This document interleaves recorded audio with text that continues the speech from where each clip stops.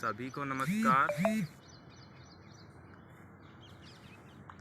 देरी से जुड़ने के लिए क्षमा चाहता हूँ। कुछ टेक्निकल इश्यू की वजह से जो है समय कर सके हम। मैं अजय कुमार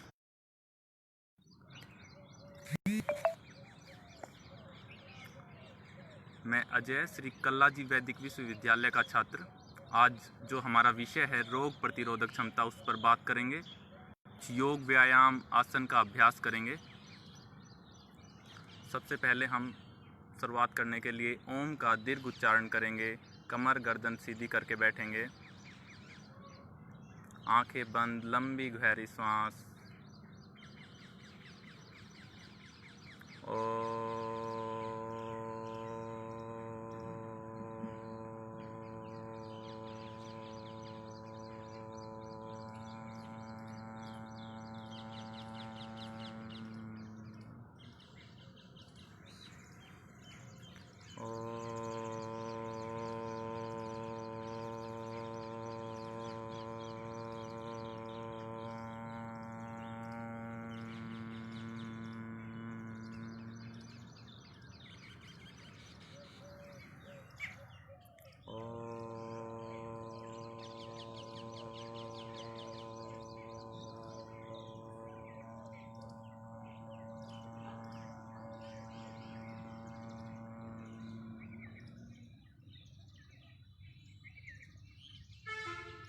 गायत्री मंत्र का जाप करेंगे।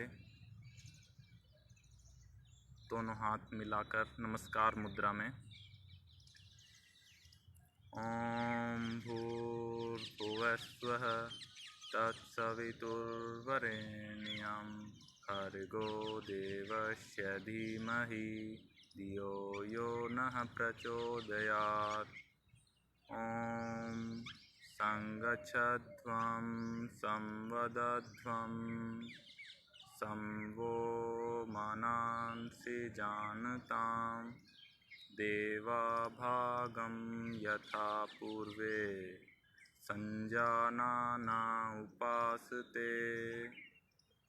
ओम सहना विनावधीतमस्तु मा विद्विषावहै।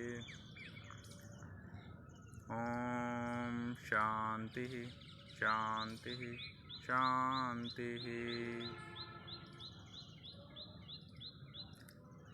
अपने परमात्मा को मन ही मन नमन करेंगे। अपने परमात्मा को, अपने गुरुजनों को, अपने माता पिता को, उनसे प्रार्थना करेंगे कि अपना आशीर्वाद हम पर ऐसे ही बनाए रखें। दोनों हाथों का आपस में घर्षण करेंगे। ऊष्मा उत्पन्न होने पर आँखों पर लगाएंगे।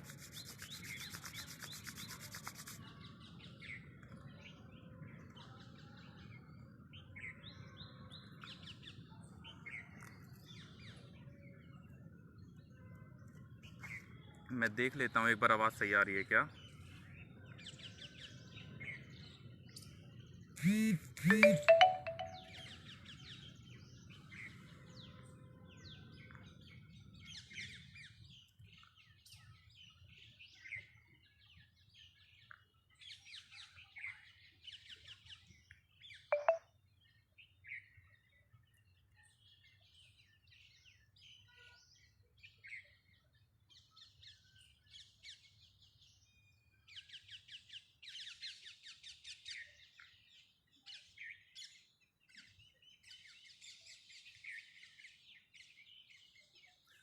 अभी हम सबसे पहले भस्त्रिका प्राणायाम का अभ्यास करेंगे। भस्त्रिका प्राणायाम करने के लिए हमें वेग के साथ अपनी सांसों को लेना है और वेग के साथ तेज़ी से ही अपनी सांस को छोड़ना है। ये क्रिया हम नाक से करेंगे।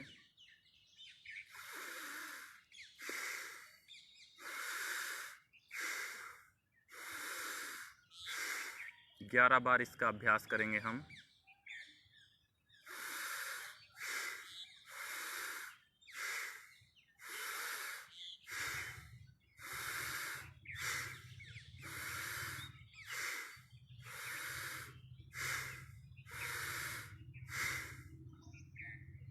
भस्त्रिका प्राणायाम इससे हमारे शरीर में ऑक्सीजन का जो लेवल है वो ठीक रहता है। जैसा कि हमारा विषय जो है वो इम्यून सिस्टम पर है, उसको स्ट्रॉन्ग रखने के लिए हमें हमारे शरीर को स्ट्रॉन्ग रखना पड़ेगा, हमारे पेट को स्ट्रॉन्ग रखना पड़ेगा, जिसके लिए हमें योग करने पड़ेंगे। भस्त्रिका प्राणायाम का अभ्यास एक बार फिर से करेंगे। इसमें क्या करना होता है, हमारे नाक से हमें तेज वेग से सांस लेना होता है, इनहेल करना होता है और एक्सहेल करेंगे। हम 3 बार और इसका अभ्यास करेंगे।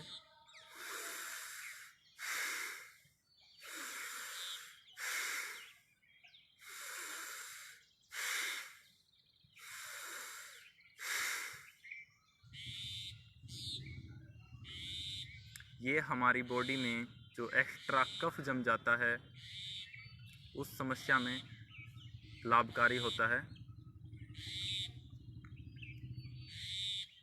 मैं आवाज़ चेक कर लेता हूँ सही आ रही है क्या, आप एक बार कमेंट कर दीजिए।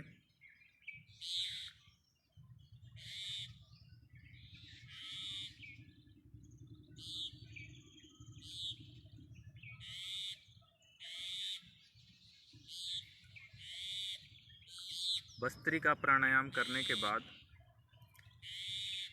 हम कपालभाति प्राणायाम का अभ्यास करेंगे। इसके लिए हमें अपने नाक से श्वास बाहर करते समय पेट को अंदर करेंगे। जिस तरह हम बर्थडे के जो जन्मदिन का जो केक होता है उसके ऊपर लगी मोमबत्ती को बुझाने के लिए मुंह से सांस फेंकते हैं, यही प्रक्रिया हम नाक से दोहराएंगे। और जितनी बार भी नाक से दोहराएंगे उतनी ही बार हमारा पेट जो है वो, नाभि जो है वो अंदर जाएगी। देखिए हम करते हैं इसका अभ्यास। कमर गर्दन सभी सीधी करके बैठेंगे।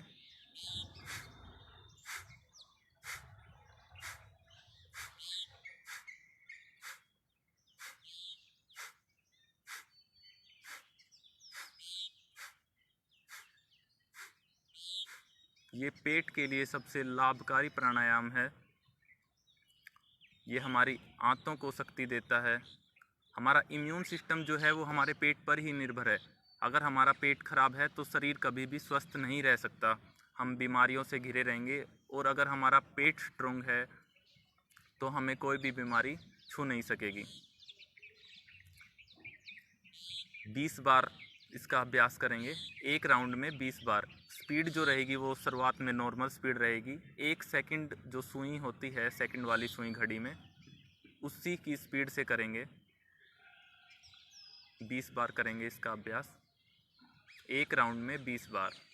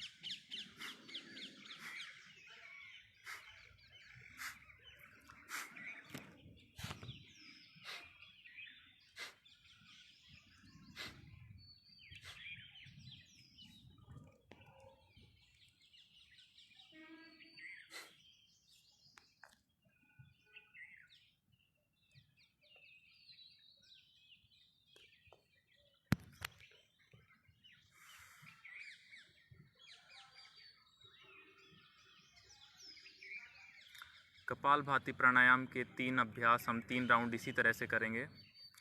हमने 2 प्राणायाम किए हैं अभी, भस्त्रिका प्राणायाम और कपालभाति प्राणायाम। अब तीसरा जो प्राणायाम है वो हम अनुलोम विलोम प्राणायाम करेंगे। उसके लिए हमें इसी तरह किसी भी ध्यानात्मक आसन में बैठ जाएंगे। अपने दाएं हाथ को ऊपर उठाएंगे और अपनी दाईं नासिका को बंद करेंगे। बाईं नासिका से इनहेल करेंगे और दाईं नासिका से एक्सहेल करेंगे। दाईं नासिका से ही इनहेल करेंगे,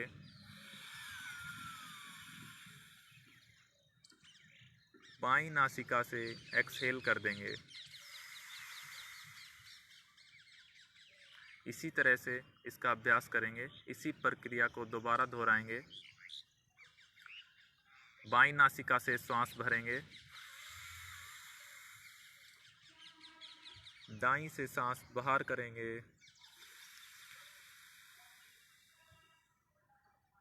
दाहिनी से ही श्वास लेंगे, बाईं नासिका से श्वास बाहर निकाल देंगे। श्वास बाहर निकालने की प्रक्रिया को रेचक क्रिया कहा जाता है और सांस अंदर लेने की प्रक्रिया को पूरक कहा जाता है। दाईं नासिका से पूरक करेंगे अर्थात सांस को अंदर भरेंगे,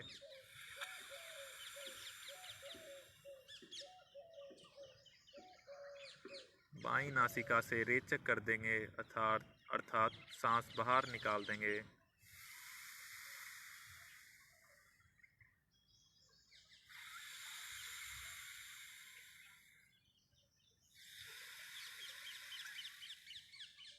इसी तरह से इसका अभ्यास करेंगे हम।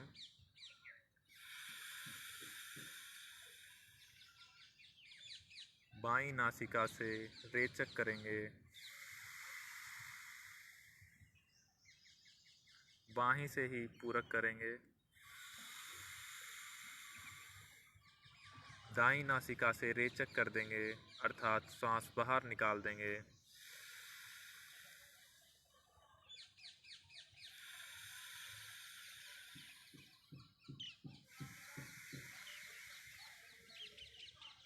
मुंह से श्वास नहीं लेंगे, मुझे बोलना पड़ता है, इस वजह से मुंह से सांस बाहर आ जाती है।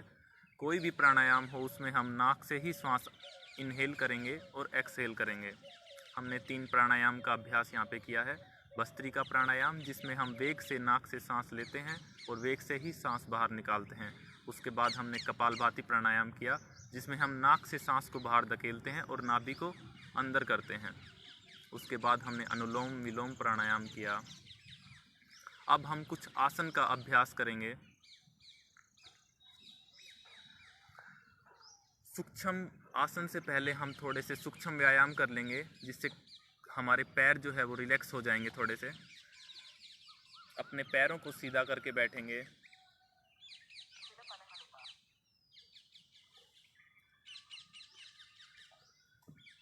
सबसे पहले जो है अपनी उंगलियों को आगे करेंगे, पीछे करेंगे, forward back forward, forward back forward. इसी तरह से इसका अभ्यास करेंगे। 10 बार जो है हम इस प्रक्रिया को दोहराएंगे। ये सूक्ष्म व्यायाम है।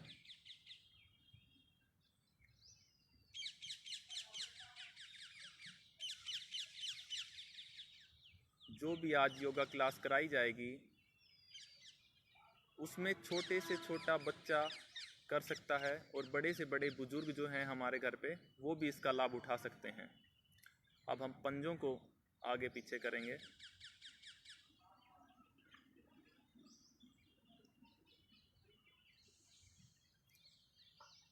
हम यहाँ से चालू किया है हमने, हमारे यहाँ से। अब हम सारा कंप्लीट जो है पूरे शरीर का व्यायाम करते चलेंगे, सूक्ष्म क्रियाएं करते चलेंगे।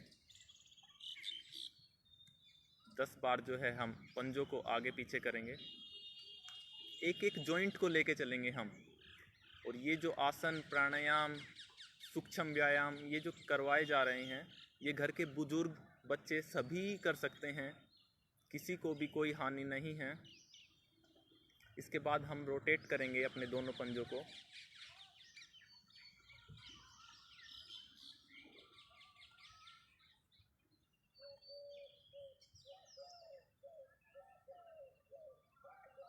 Five times clockwise anti clockwise.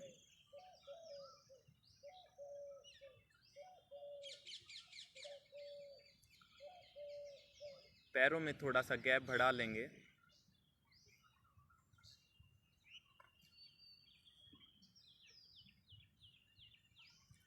Left right करेंगे, अपने इधर अंगूठों को धरती में टच करेंगे। 10 बार इसका अभ्यास करेंगे, 10 बार इसका अभ्यास करेंगे हम। खुश होकर करेंगे। जोर ज़बरदस्ती से हम कभी भी योग नहीं कर सकते हैं और ना ही उसका लाभ उठा सकते हैं।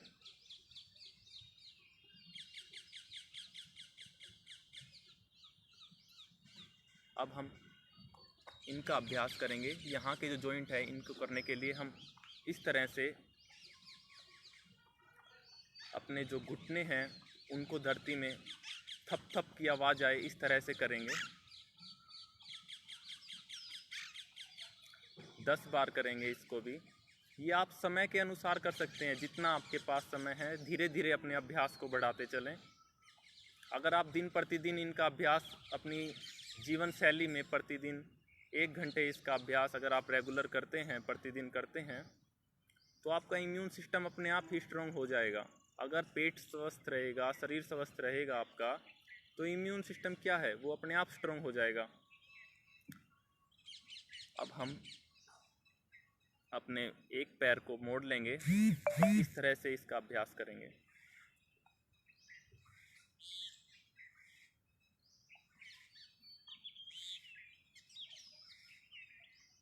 दूसरे पैर से करेंगे इसी तरह से। ये सूक्ष्म व्यायाम है, इनको सभी कर सकते हैं। इसमें ये नहीं कह सकते कि हमारे पैरों में दर्द है, हमारी एज ज़्यादा है, हमसे नहीं होगा। ये इतने आसान हैं कि ये सभी करके इसको बीमार व्यक्ति भी इसको अपने बेड पे भी कर सकता है। कुछ समस्याओं में कुछ लोग बेड पे आ जाते हैं। ये ऐसे सूक्ष्म क्रियाएं हैं कि बीमार व्यक्ति, बेड पे रहने वाले व्यक्ति भी इसका लाभ उठा सकते हैं।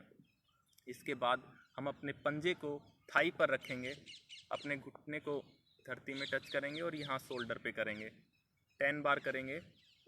आज जो है तकनीकी प्रॉब्लम समस्या की वजह से हम थोड़ा लेट हो गए, समय का अभाव है, इसलिए हम 5-5 बार ही करेंगे।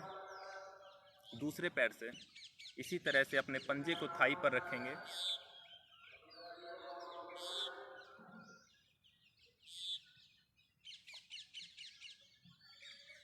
अपनी एड़ियों को पकड़ेंगे, लेफ़्ट राइट रखेंगे।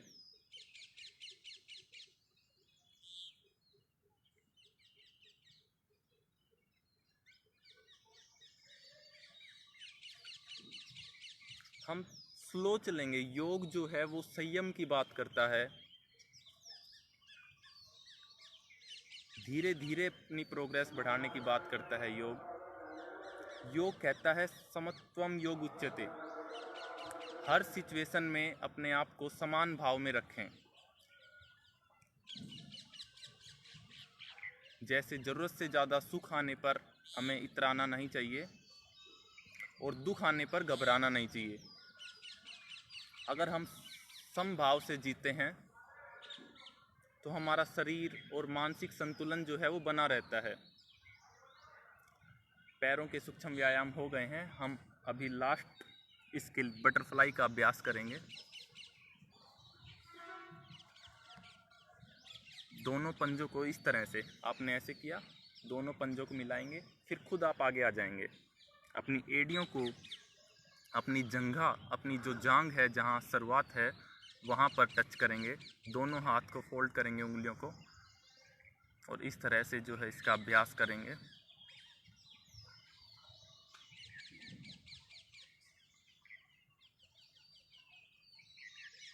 अगर किसी से ऐसे ना हो, घर का बुजुर्ग को थोड़ा यहाँ गैप बढ़ा लेंगे। उसके बाद इस तरह से भी कर सकते हैं। हम शुरुआत करनी है हमें। पहले ही दिन हमें शहंशाह नहीं बनना कि हम आज ही सारा लाभ उठा लेंगे। इस तरह से ये पैरों के सूक्ष्म व्यायाम हो गए। इसी तरह से हम हाथों के सूक्ष्म व्यायाम करेंगे। सबसे पहले आगे की उंगलियों को 5 टाइम करेंगे, क्योंकि समय का जो है अभाव है, हमारे आसन भी बचे हुए हैं अभी।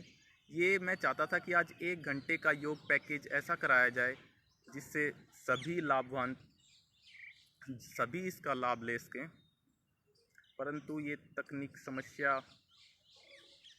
उंगलियों के बाद अपनी मुट्ठियों को बीचेंगे 5 टाइम्स। अंगूठे को अंदर भी दबा सकते हैं आप और बाहर भी रख सकते हैं। दोनों हाथों की मुट्ठियां बनाएंगे, रोटेट करेंगे 5 टाइम्स आगे की तरफ और 5 टाइम पीछे की तरफ। अब अपने हाथ खोलकर अप डाउन करेंगे। एक एक जॉइंट खोलना है हमें हमारे शरीर का। जो जाम हो गया है। हमारा शरीर एक गाड़ी, एक मशीन की तरह है, चलाते रहेंगे तो सही चलती रहेगी, सर्विस करते रहेंगे एवरेज सही देती रहेगी। सर्विस से हमारा अभिप्राय है इसकी शुद्धि से।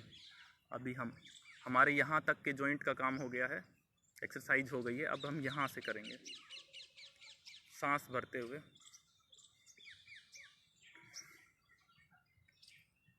इसको हम इस तरह से भी कर सकते हैं, ऊपर सांस भरते हुए, सांस भरा, इनहेल, एक्सहेल, इनहेल 5 टाइम्स।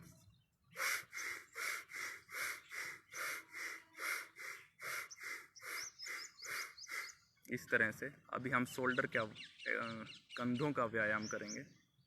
ये सभी सूक्ष्म क्रियाएं के अंतर्गत ही आता है। इसमें ये जो कोनियाँ है ये हमारे नाक के पास आकर मिलेगी, अपनी ठुड्डी के पास आकर मिलेगी, ऊपर तक टच करते हुए जाएगी। पूरा पूरा रोटेट करना है।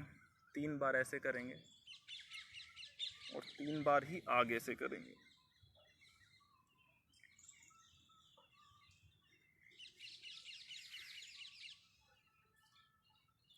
अपने दोनों हाथों को एक दूसरे की कलाई से पकड़ेंगे इस तरह से। इस हाथ से ये लेफ़्ट से राइट, राइट से लेफ़्ट, दाएं से बायां हाथ, बाएं से दायां हाथ ऊपर ले जाएंगे और इस तरह से जो अपना बैक है उसको बाहर खींच, इधर की तरफ खींच लगाएंगे, अपने बाईं तरफ खींच लगाएंगे, फिर ऊपर ले जाएंगे, फिर दाईं तरफ खींच लगाएंगे। शरीर जितना फ्लेक्सिबल होगा उतना लंबा टाइम तक चलेगा। आपने देखा ना, सख्त चीज़ ज़्यादा नहीं चल पाती। पानी की जो हमारी नलकी है जिसमें नल आता है वो सर्दियों में सख्त हो जाती है, टूट जाती है जल्दी, लेकिन वही नल की गर्मी में फ्लेक्सिबल हो जाती है। कितने ही मोड़ तोड़ लो वो टूटती नहीं है। शरीर को भी हमें इसी तरह से फ्लेक्सिबल रखना है। बनाए रखने के लिए हम अभ्यास करेंगे। अभी हमने सूक्ष्म क्रियाएं जो हैं कर ली है। अब हम आसन का अभ्यास करेंगे। हमने शुरुआत में प्राणायाम का अभ्यास किया, 3 प्राणायाम का। उसके बाद हमने सूक्ष्म क्रियाएं की, पैरों की और हाथों की। अभी हम आसन करेंगे। आसन करने के लिए सबसे पहले हम पद्मासन में बैठ जाएंगे, दोनों पैर को सीधा रखेंगे दंड आसन की स्थिति में। इस स्थिति को दंड आसन कहा जाता है। वज्रासन में आएंगे हम। वज्रासन करने के लिए देखिए, दायां पैर को ऐसे पीछे ले जाएंगे, उसके बाद बाएं पैर को पीछे ले जाएंगे, कमर गर्दन सीधी करके बैठेंगे। ये है वज्रासन। इसमें मैं आपको पैरों की स्थिति और दिखा देता हूँ पीछे से। देखिए, ये इस तरह से जो है हमारे पैर रहेंगे, एड़ियाँ खुली रहेंगी, उनके ऊपर बैठना है। जिनके घुटनों में समस्या हो, कोई ऑपरेशन कराया हो, वो इस आसन को ना करें। ये वज्रासन है। यही एक ऐसा आसन है, जितने भी आसन बताए गए हैं उनमें, जिसको खाना खाने के बाद किया जा सकता है। 5 मिनट के इसके अभ्यास से हम खाने को जल्दी डाइजेस्ट कर सकते हैं। वज्रासन में आने के बाद हम मंडूक आसन करेंगे, क्योंकि हमने बताया ना कि ये मशीन है। जिस तरह गाड़ी का इंजन स्ट्रॉन्ग होने से गाड़ी की लाइफ, लॉन्ग लाइफ चलती है अच्छी एवरेज के साथ, उसी तरह से अगर हमारा ये स्ट्रॉन्ग है तो अच्छी एवरेज, मतलब हम कम भोजन में ज़्यादा काम करें। ज़्यादा भोजन खा के तो वैसे भी नींद ही आनी है, और हमारा जो शरीर है इसको हम जितना ज़्यादा चलाएंगे उतना ही अच्छा ठीक से काम करेगा। अब हम करेंगे वज्रासन लगा के मंडूक आसन। इसके लिए हमें मुट्ठियाँ बंद करनी होगी, अंगूठे को मुट्ठी में बंद करना होगा। जो अंगूठे की जो साइड है ना, वो हम पेट को दबाएंगे। अपनी जो नाभि है, नाभि जो है इन दोनों के बीच में रखेंगे। जो अंगूठे का भाग है मुट्ठियाँ बंद करने के बाद, उसको हम नाभि की तरफ रखेंगे। सांस छोड़ते हुए झुकेंगे, सांस भरेंगे, सांस छोड़ते हुए सांस बाहर निकालकर पेट अंदर करके इस तरह से झुकेंगे। ये है मंडूक आसन। इसमें आप सांस बाहर ही रखेंगे। जब आपको सांस लेने की ज़रूरत लगे तो ऊपर हो जाएंगे। गर्दन सामने की तरफ रहेगी।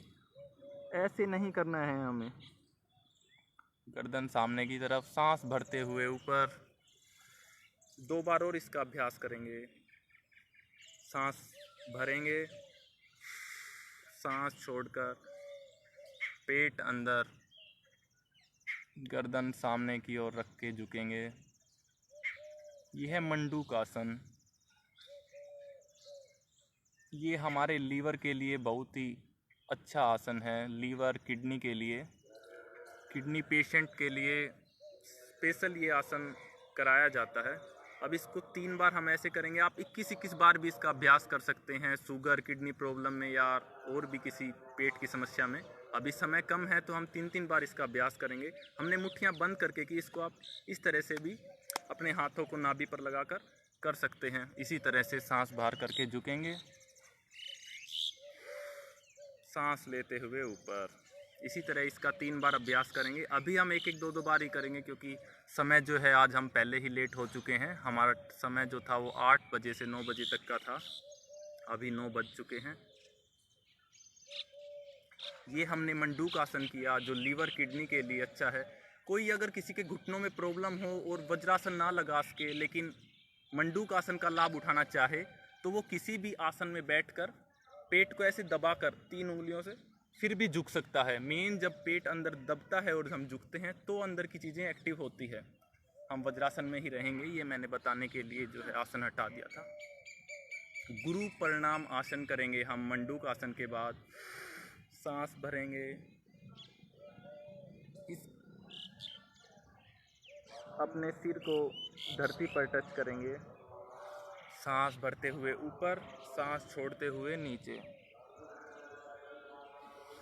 इसका अभ्यास आप इस तरह से भी कर सकते हैं, अपने घुटनों में गैप करके अपनी जो चेस्ट है, अपनी जो छाती है वो यहाँ आ जाए। सांस भरते हुए ऊपर, सांस छोड़ते हुए नीचे। 3 बार इसका भी अभ्यास इसी तरह से करेंगे।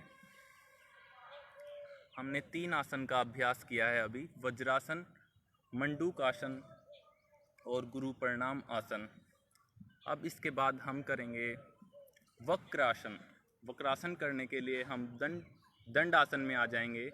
अपने पैरों को सीधा रखेंगे। अपना जो दायां पैर है उसको बाएं पैर के घुटने के पास रखेंगे। जो पैर सीधा है, हमारा बायां पैर सीधा है, बाएं हाथ को घुटने के पास से क्रॉस करेंगे इस तरह से। और जो हमारा बायां पैर सीधा है उसके नीचे हमारा लेफ़्ट पैर जो है उसके नीचे घुटने के पीछे अपने हाथ को लगा लेंगे और गर्दन को पीछे करेंगे, पीछे की तरफ देखेंगे।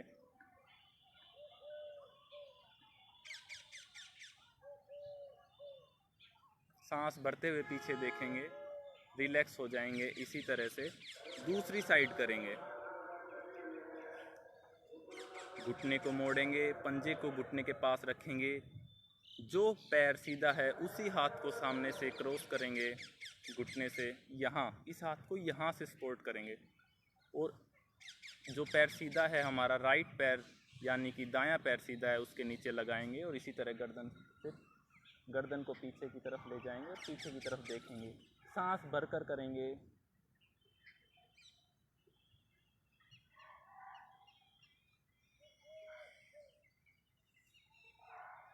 इसका अभ्यास हम 3 से 5 बार कर सकते हैं।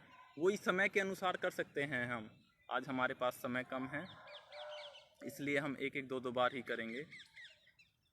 अभी हमने जो किया वक्रासन, उसके बाद करेंगे हम गोमुख आसन। गोमुख आसन करने के लिए इसी तरह दंडासन में बैठ जाएंगे। अपने पैर को इस तरह से फोल्ड करेंगे। मैं थोड़ा आगे आ जाता हूँ।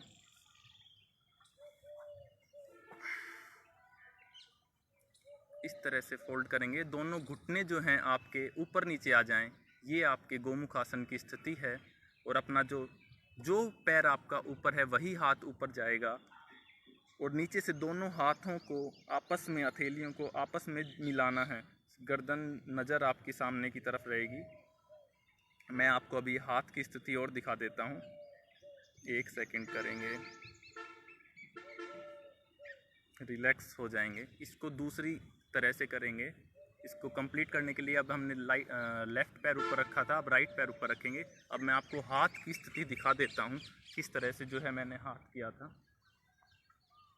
जो पैर ऊपर है वही हाथ ऊपर रहेगा। ये इस तरह से हाथ उंगलियों से पकड़ के खींच लगाएंगे ये मेरे हाथ की स्थिति है। घुटने घुटने के ऊपर रहेंगे, सामने की तरफ नज़र। ये गोमुख आसन है, इसका भी हम अभ्यास 5 से 6 बार या जितना समय हो उसके हिसाब से कर सकते हैं। गोमुख आसन करने के बाद हम पेट के बल लेट जाएंगे।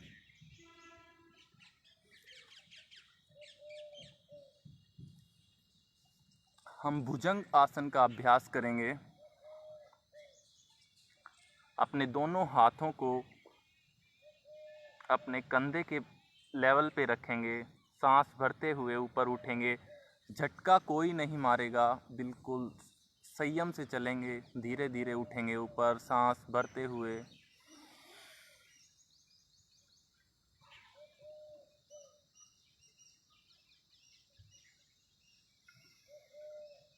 सांस छोड़ते हुए नीचे आएंगे। एक बार फिर से इसका अभ्यास करेंगे।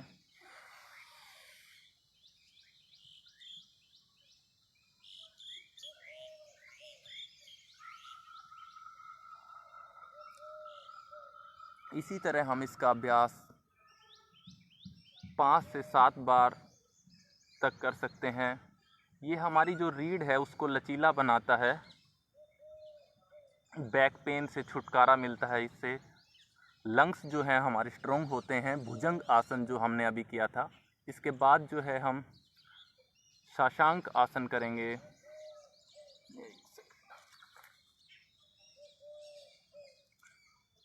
शशांक आसन गुरु परिणाम आसन जो हमने किया था उसी का दूसरा नाम शशांक आसन है। हम यहाँ शशांक आसन नहीं, सॉरी, शलभ आसन करेंगे। शलभ आसन करने के लिए इसी तरह से अपने पेट के बल लेट जाएंगे। गर्दन नीचे ही रहेगी, मुझे बोलना पड़ता है इस वजह से गर्दन उठ जाती है इसमें। अपने हाथ जो हैं, ये जो हाथ हैं अपने, ये अपनी जंघा के नीचे लगाएंगे और पीछे से अपने पैरों को उठाएंगे बिना घुटने मुड़े हुए। देखिए आपको दिखाई दे रहा होगा।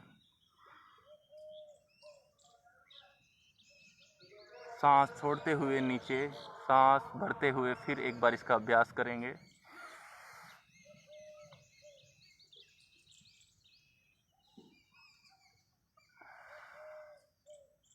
हमने पेट के बल 2 आसन करे हैं। हम चक्रासन का भी इसमें अभ्यास करेंगे। पेट के बल हमने पहला आसन जो किया भुजंग आसन, शलभ आसन। अब हम चक्रासन का अभ्यास करने के लिए अपने दोनों पैरों को मोड़ लेंगे। अपने हाथों से दोनों एंकल जो हैं, पैरों की सरवाट, टखने जो बोलते हैं, उनको पकड़ लेंगे। सांस भरते हुए खींच लगाएंगे इस तरह से। कोशिश करेंगे कि पूरा शरीर जो है वो नाभि पर आ जाए।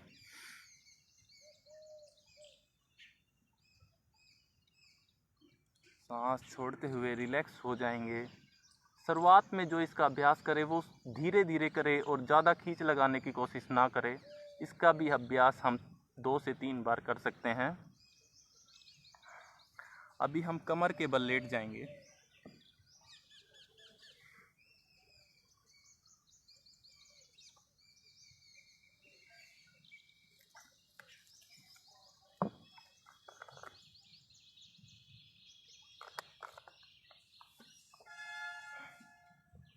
कमर के बल लेट जाने के बाद हम सेतु बंद आसन का अभ्यास करेंगे। दोनों पैरों को मोड़ लेंगे। अपने हाथों से अपनी एड़ियां पकड़ में आ जाए। अपने हिप्स से 4 इंच थोड़ा सा दूरी पर अपने पैरों को मोड़ कर रखेंगे, इतना मतलब गैप हो उनमें। अपने हाथ जो हैं इनसे अपनी एड़ियों को पकड़ेंगे। सांस भरते हुए अपने नाभि क्षेत्र को, अपने पेट को ऊपर की ओर ले जाएंगे, खींच लगाएंगे। सांस भरते हुए ऊपर, सांस छोड़ते हुए नीचे, रिलैक्स। इसी तरह इसका अभ्यास 3 बार करेंगे। सेतु बंद आसन।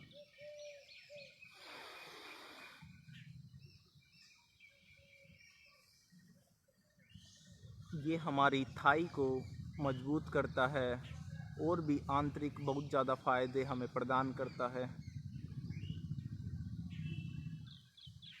पेट कमज़ोर कब होता है, पेट की समस्या कब आती है? जब या तो हम कुछ गलत खा लेते हैं एक बार और इसका अभ्यास करेंगे। या तो कुछ गलत खा लेते हैं या यहाँ पर ब्लड सर्कुलेशन कम होता है, तब इसकी समस्या हमारे सामने ज़्यादा आती है। इससे जो है हमारे नाभि क्षेत्र में ब्लड का सर्कुलेशन बढ़ता है, जिससे लीवर, किडनी, अमाशय जो हमारे पेट के पार्ट हैं वो अच्छे से कार्य करते हैं। रिलैक्स हो जाएंगे सेतुबंद आसन के बाद। समय कम है इसलिए हम जल्दी थोड़ा सा जल्दी करेंगे। थोड़ा जल्दी नहीं करेंगे, कम बार करेंगे। जैसे जो आसन हम 5 से 10 बार कर सकते हैं उनको हम 1-1, 2-2 बार ही करेंगे। अब हम आसन करेंगे। अब हम पवन मुक्त आसन का अभ्यास करेंगे। पवन मुक्त आसन करने के लिए अपने दोनों पैरों को मोड़ लेंगे। जैसे किसी को हक करते हैं, किसी को गले लगाते हैं, उस तरह से अपने दोनों हाथों से अपने मुड़े हुए पैर को, घुटनों को फोल्ड करके खींच लगाएंगे। मैं इस तरह से आपको दिखा देता हूँ। अपने पैर जो थे आपने इस तरह से किए, गर्दन नीचे रहेगी। ये है पवन मुक्त आसन। इस तरह से अपनी नाक जो है आप घुटनों पे टच कर सकते हैं, अपनी चिन जो है यहाँ पे भी टच कर सकते हैं। सांस बाहर निकाल कर करेंगे। ये इसका नाम है पवन मुक्त आसन। नाम से ही हम समझ सकते हैं पवन से मुक्त, जो हमारे शरीर में दूषित वायु भर जाती है ज़रूरत से ज़्यादा खा लेने पर। कई बार हम स्वाद के चक्कर में ठूस लेते हैं, वो बोलते हैं ना ठूस कर खाना, ज़रूरत से ज़्यादा खाना। तो उस ठूस कर खाने के बाद जो हमारे शरीर में जो एक्स्ट्रा गैस बनती है, ये उससे हमें राहत दिलाता है। लेकिन इनका मतलब ये नहीं है कि आप ज़्यादा खाएं फिर ज़्यादा योग प्राणायाम से ठीक रहें। आप संयम से ही चलें। पवन मुक्त आसन के बाद हम आसन का अभ्यास कंप्लीट हो गया है अभी हमारा। इसमें और भी हम आसन ऐड कर सकते हैं। पवन मुक्त आसन के बाद मरकट आसन, जो कि कमर की समस्या में लाभ देता है। टाइम जो है अभी 7 मिनट मेरी ज़्यादा हो गई है, हम जल्दी ही इनका एंड करते हैं। इसके बाद हम भ्रामरी प्राणायाम करेंगे। भ्रामरी प्राणायाम का अभ्यास करेंगे। वो आसन जो है हमें शारीरिक तौर पर मजबूती देते हैं, और प्राणायाम जो है वो हमें शारीरिक तौर पर तो मजबूती देते ही हैं, साथ में मानसिक बल भी जो है वो बढ़ाते हैं। भ्रामरी प्राणायाम जो है तनाव मुक्त हमें कर देता है, मन को शांत कर देता है। भ्रामरी प्राणायाम कैसे करेंगे? हम अपने अंगूठे जो है इनसे अपने कान को बंद कर लेंगे, जिससे हमें बाहर की हवा ना सुनाई दे। अंगूठे के साथ वाली उंगली को अपने सिर पर रखेंगे। जहाँ तिलक लगाते हैं वो गैप छोड़ देंगे। उसको आज्या चक्कर योग की भाषा में कहा जाता है। यहाँ आज्या चक्कर का निवास स्थान है ये। और अपनी 3 उंगलियों को आँखों पर लगा लेंगे। अंगूठे से कान बंद, अंगूठे के साथ वाली उंगली माथे पर, शेष 3 उंगलियां आँखों पर। श्वास भर के ओम का उच्चारण करेंगे। मैं आपको करके दिखाता हूँ, आप आवाज़ सुने। इस तरह से इसका अभ्यास आप स्ट्रेस में या नींद कम आने में आप इसका 21-21 बार भी इसका अभ्यास कर सकते हैं। इस प्राणायाम की एक सबसे ख़ास बात यह है कि इसको आप रात को सोते समय भी कर सकते हैं, खाना खाने के बाद भी कर सकते हैं। वैसे आसन योग प्राणायाम का अभ्यास खाना खाने के बाद नहीं किया जाता। चलिए हम अभी एक बार इसका अभ्यास करके दिखाते हैं। अंगूठे से कान बंद, एक उंगली माथे पर, अंगूठे के साथ वाली शेष 3 उंगलियां आंखों पर। लंबा गहरा श्वास।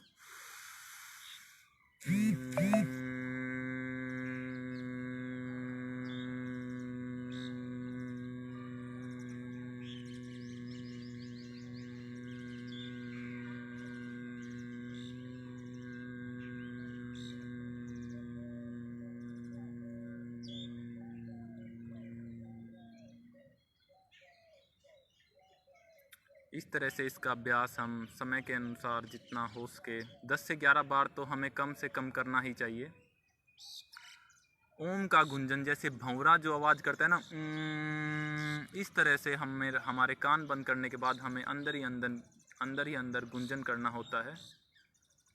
और जैसा कि आज हमारा जो विषय है रोग प्रतिरोधक क्षमता बढ़ाने के लिए, हम ज़्यादा औषधियों की बात नहीं करेंगे, क्योंकि औषधियाँ जो है वो शरीर देखकर उसकी प्रकृति के हिसाब से यूज करनी होती है। लेकिन कोरोना काल के समय में हम गिलोय जो है इसका सेवन कर सकते हैं। ये हमारे इम्यून सिस्टम को, रोग प्रतिरोधक क्षमता को स्ट्रॉन्ग रखता है, मजबूत बनाए रखता है। गिलोय का जो है टैबलेट फॉर्म में हम 2-2 गोली यूज कर सकते हैं। 2 गोली सुबह, 2 गोली शाम, खाना खाने के बाद। ये जो गोली है ये गर्म नहीं करती, गिलोय की जो टैबलेट आती है वो गर्म नहीं करती, वो त्रिदोष नाशक है। कोई ये ना सोचे कि ये दवाइयाँ हमें गर्म कर जाएगी। या सबसे अच्छा है गिलोय आजकल घर में उगा लो, गमले में उगा लो, बहुत जल्दी फैलती है। उसका भी हम रस पी सकते हैं सुबह सुबह सुबह दातुन करके। लोग काढ़ा भी उसका यूज करते हैं।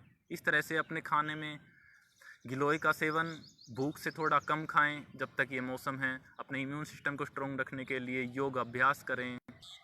यही सब चीज़ें करेंगे तो रोग प्रतिरोधक क्षमता हमारी बिगड़ेगी ही नहीं। चलिए अब हम क्लास का समापन करते हैं। सभी अपनी कमर गर्दन सीधी करके बैठेंगे। लंबा गहरा श्वास भरेंगे।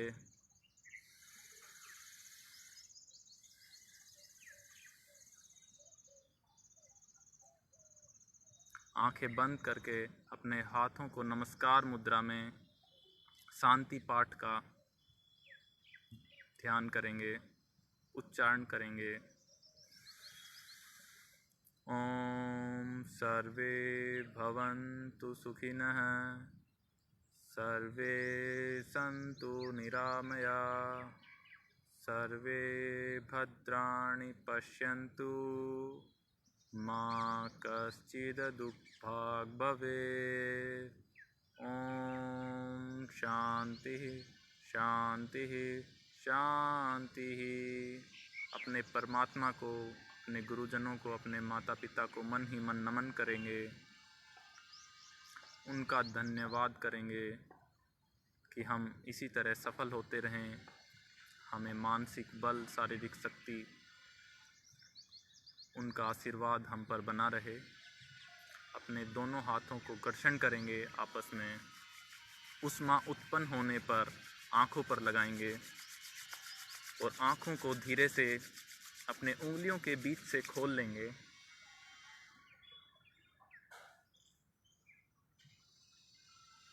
सभी को धन्यवाद, सभी को नमस्कार।